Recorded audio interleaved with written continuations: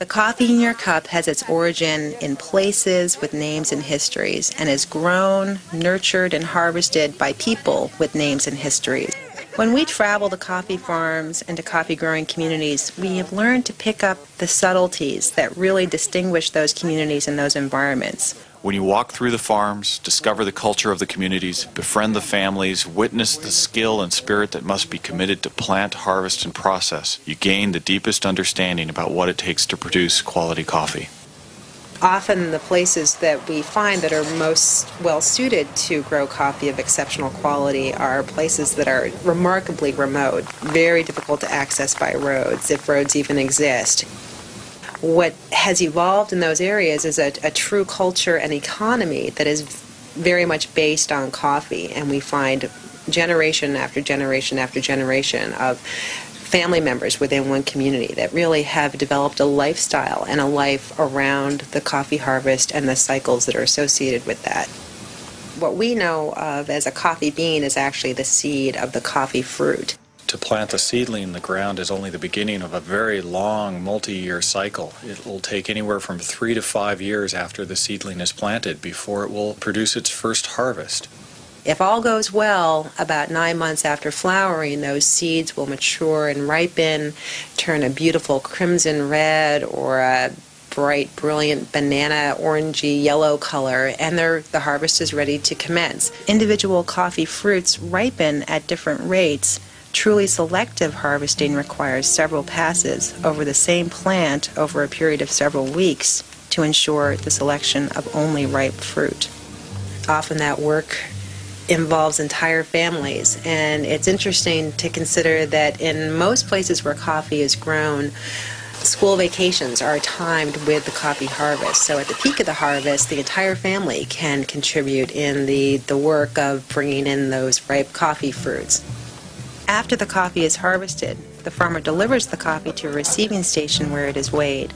These bags can weigh up to 150 pounds. The farmer receives partial payment at this time, but full payment may not be received until months after the harvest. And as many farmers receive the majority of their income from coffee, this money must be budgeted through an entire year until the next harvest begins. The first act is to wash the cherry and depulp it. This really must be done within 24 hours after harvesting. This is done on almost a continuous batch process, where the coffee is run through from tank, sinkers are moved off into one batch of depulpers. The next stage after depulping is to have the seed and the pulp go through a caged cylinder. This separates out the seed. The seed actually falls through the grate. Then you get this immediate separation of that that's immediately available to ferment and that may need to be reprocessed or separated altogether. Most often the coffee skins and pulp are collected for composting with other organic matter. In the fermentation tank, the coffee undergoes an enzymatic process which breaks down the pulpy matter and the sugars that cling to the coffee seed. A trained expert can put their hand within the pile of fermented coffee and squeeze it between their fingers. If the coffee feels slick and slippery, then more fermentation has to occur. After the fermentation process, the coffee undergoes a series of washings to further remove any residual coffee fruit. After the washing process, the coffee seeds must be dried. In the patio method, a layer of coffee seeds is spread out upon a clean, flat surface. Throughout the course of the day, each of those coffee seeds has to be meticulously turned and raked to ensure uniform drying. After proper drying, either on a patio or in a mechanical dryer, the coffee is held in parchment or in reposo for a period of up to several weeks to ensure consistency and uniformity. After the reposo period, the outer protective layer of the coffee seed or the coffee parchment must be removed. After removal of the parchment, each coffee seed is sorted by both size and density. Sorting by hand ensures that any defective beans are eliminated before the coffee is bagged for export.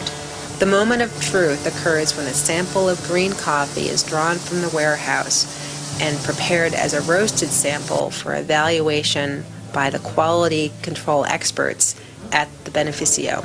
A sample of the same coffee is sent to the roaster to ensure that the coffee meets quality standards before it is exported to the United States. Once the coffee has been delivered to the roaster, it is cleaned once again and roasted by batch by a team of well-trained roaster craftspeople.